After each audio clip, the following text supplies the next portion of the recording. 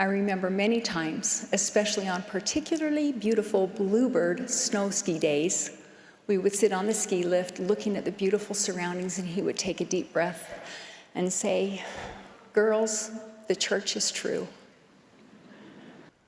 I knew I had lost a little ground when my own mother told me, after yet another of then Elder Nelson's many courtesies to her personally, that I was not to worry, that I was still clear ahead of the rest of the pack as her second favorite apostle.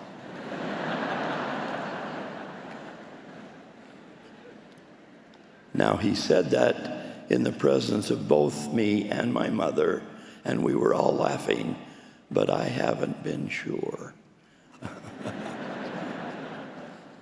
He was a gifted surgeon.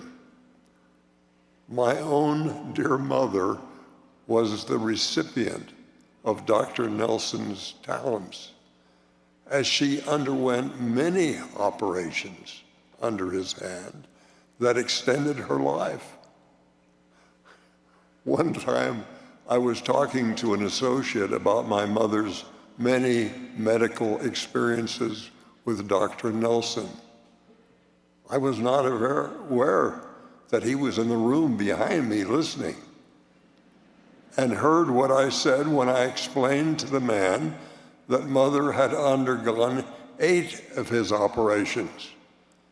In his kind and patient manner, Dr. Nelson quietly leaned forward and corrected me and said that he had operated on my mother 9 times.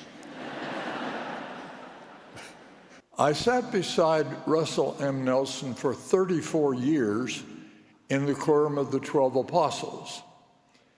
In that council, he was thoughtful and wise, but never as active in the discussions as a few others, mostly former lawyers. I came to understand that his professional work as a surgeon assumed and required quick decision makers, because those they served were sometimes immobilized on a gurney with no time for postponement for their surgeon to make further study and no opportunity to ask for a continuance. A question came before us to decide who should write the introductory page in the monthly issue of the Ensign magazine. First Presidency members had done this for many years. Before President Eyring and I could get involved in any discussion of which one of us would do that, President Nelson said, "Why do we do this? Is this really necessary? Let's stop doing it." The decision was quickly made. That approach was repeated again and again as I saw President Nelson as the decision maker rather than the wise and supportive member of the Quorum of the 12 I had sat beside for 34 years. Figuratively speaking, I tightened my seatbelt a few more notches and said to myself, being a counselor in this First Presidency is going to be fun.